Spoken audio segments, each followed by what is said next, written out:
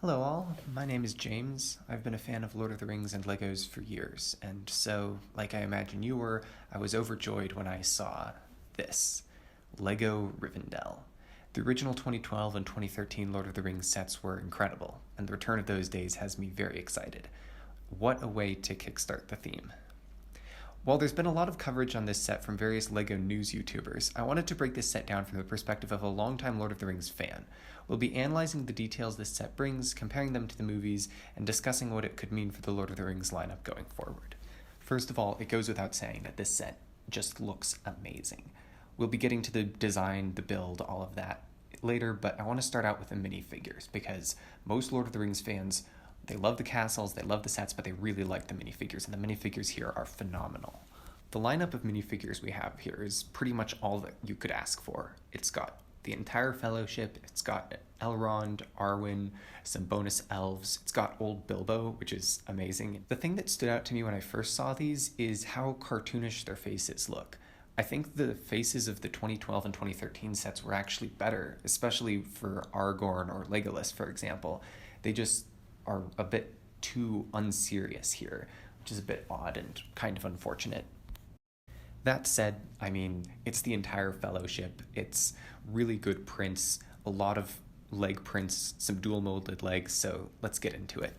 The standout thing about the elves is their hair. This new piece works amazing for Legolas, definitely far more accurate than what we had previously.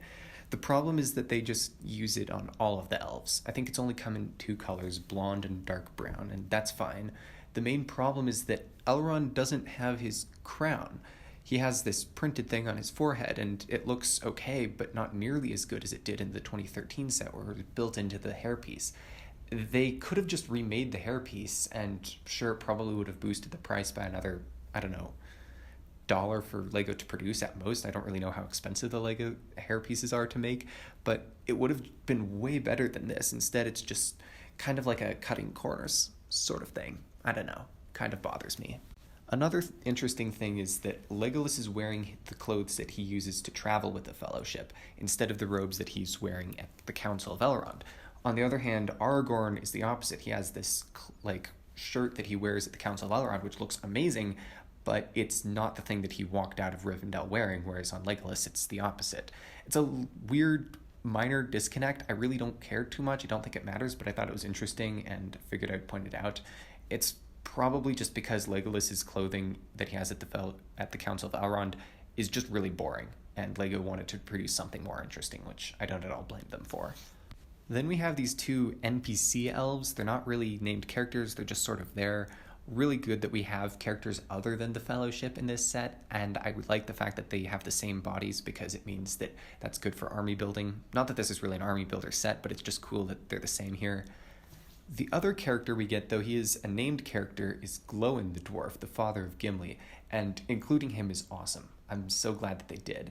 The main interesting thing that I'm just kind of stuck on is that they used the same beard as Gimli's beard, which, again, it saves on cost. It's a new beard piece, so that's really cool. But I think they would have done better if they'd used this beard that was seen in some of the older, Lego Castle dwarf sets, or even Balin's beard from the Hobbit lineup. That would have been a lot more accurate to what we see in the movie. Though admittedly, we see him for all of 1 second in the movie, so really it doesn't matter that much. That brings us to Gimli. We see, again, a new beard piece, which doesn't look terribly accurate for what you see at the Council of Elrond, but for a lot of other scenes that Gimli's in the movies, this is very accurate. The main difference to what it was previously is that it's only on the front of his body. It doesn't extend around to the back, which means that you can see they give him an alternate hairpiece here.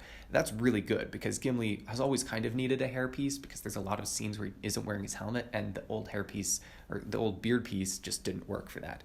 The other major difference is that the braids go just as long, but the piece of beard in the middle does not extend as far down his chest. That's pretty much fine, I think. Doesn't really change much. Both the dwarves have these middle legs. They're not exactly the short legs, but they're not tall legs either. These were introduced with the Harry Potter lineup to have the teenage Harry Potter characters. And it works for the dwarves, but it makes them weirdly tall next to the others. I like that dwarves have more flexibility. It's lore accurate that dwarves are taller than hobbits, but they're just so similar to humans and elves that it starts to be a little uncanny at some point. Like, Gimli shouldn't be that tall standing next to Arwen. That said, like, it's better than the short legs. I much prefer it, and it's good that they're at last using that piece. And it's good nodding to the lore that dwarves are taller than hobbits. That's something that is a small detail would have been really easy to pass over. Regarding the hobbits, honestly not much to say here. They're really good. They're basically just better prints of the previous hobbits that we got from the 2012-2013 sets. The main thing that everyone's talking about is those dual molded short legs. Those are awesome and definitely going to be very desirable for collectors. The other cool thing about the hobbits is that you see Pippin here has like this square on a leaf piece. This is lembas bread, which once you see it, it's impossible to unsee, and that combination of pieces is pretty much perfect for it.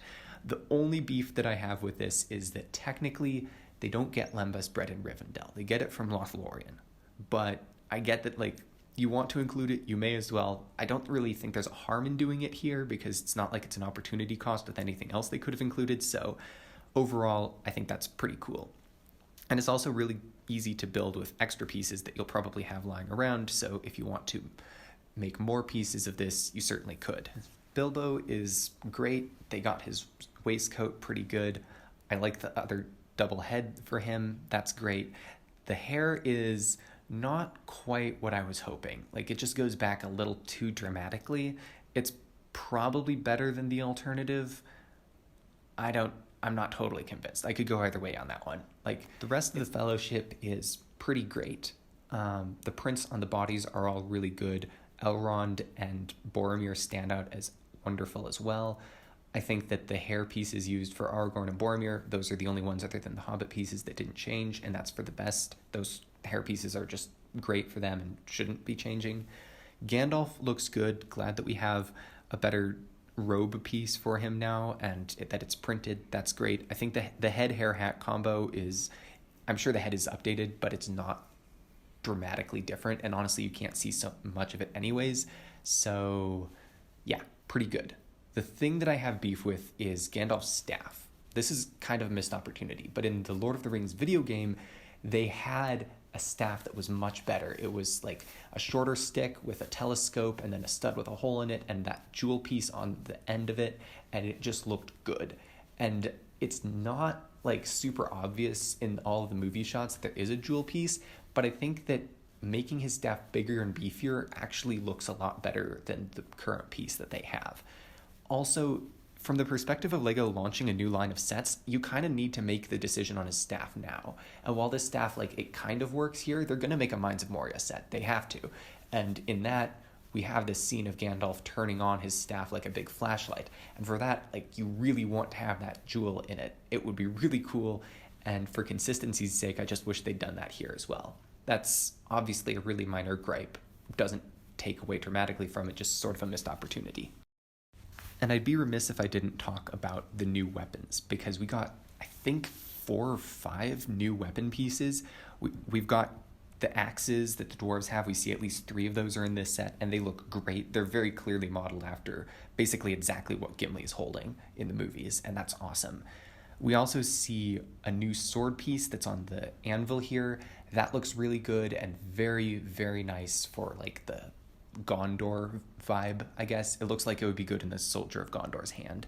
The other thing is that we get this very triangular dagger hanging there in the armory. That looks great.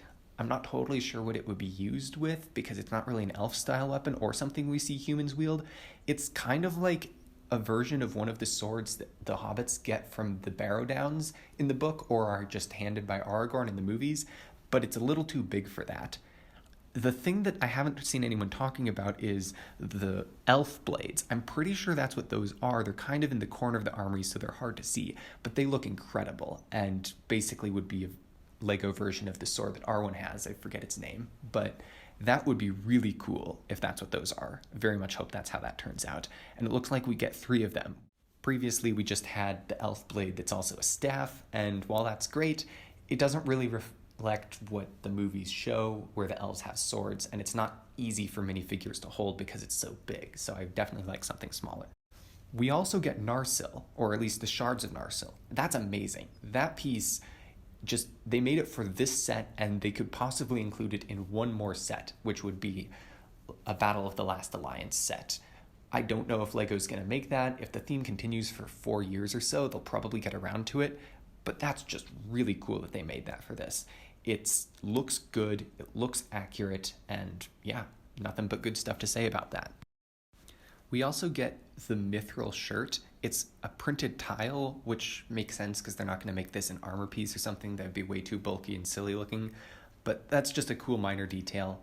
One accessory is notably missing, and that is Sting. I don't know why they didn't include that, because it would have made a lot of sense. They even put the Mithril shirt in, which is even less iconic than Sting is. They had a Sting piece. They used it in the old sets, and it was perfect. Like, I don't know if they're planning to remake that at all. They need Sting in any Lord of the Rings set that has Frodo other than this one, and honestly, I thought that they needed it in this one, so that's kind of a letdown, but it's one piece, it's super minor. The thing that I hope they change is that they make it out of plastic instead of rubber. The old one was from rubber, and it was just easier to dent up, and in a big bin of Legos, it would kind of get damaged. So hopefully they'll make it out of plastic. I don't really know what they're planning on that, but the old piece is pretty much perfect. I don't think anything should change with that. That does it for the minifigures. The only thing I will say is that with the Council of Elrond, if you wanted to go all out, I wish they'd included 2 more NPCs. I think they should have had 1 random man and 1 random dwarf to just kind of sit there, because that's what we see in the movie. Now, I get that they didn't include that in this set. They already gave us 2 NPCs, which are great, and they are giving us so much. It's really hard to ask for more, but I just wish that they were there. Now we should probably talk about the build. Obviously, this build looks great. It's basically a mock. It uses that stud not on top technique where all of the floors are smooth, they're plated off. It looks amazing. The trees are great with those fall colored leaves. I kind of like how weird looking the trees are in some way. Like, they're very spindly, and I feel like that fits. The chairs are really good. Only beef I have with the chairs is that there's not that many of them, and they're kind of very wide, and if they'd made them a little smaller, I feel like they could have fit 1 or 2 more in, and I definitely think that would have improved things. That's it though, and they're very well designed as far as it goes. Very creative piece usage, hot dogs and popsicles, that's great. The roof is what everyone's talking about. The roof is great. Definitely going to be hard to build, but looks very, very pretty, and is probably the big eye catcher in this set. We also get to see a lot of cool pictures in the back. I think one of them is Minas Tirith, one of them is Arendelle on the way to the Undying Lands, the other is of the Battle of the Last Alliance. These are amazing and definitely pay homage to a lot of lore, particularly the one of Arendelle. Like, that's one that half of the Lord of the Rings fans don't know about, and that's really cool. The Forge is excellent as well. The Forge is something that I think is really underrated in Lord of the Rings, probably because it shows up for all of 2 scenes, but it's just really cool and something that they were able to tuck away in here. As you can see, it's really accurate to the movie. In the movie, it's also very just small and tucked away, kind of dug into the side of this hill, so they've represented that really, really well, and it's fun to have something that's not just more palace-style build. The only other thing I want to say about the design is that I wish they had this bridge and exit area. It's really iconic from the movies. It's when Frodo is asking Gandalf, do I go right or left? And they're just walking out across this bridge, and it looks really cool in the movies. It would have been very easy to include here, and the fact that they didn't is kind of disappointing.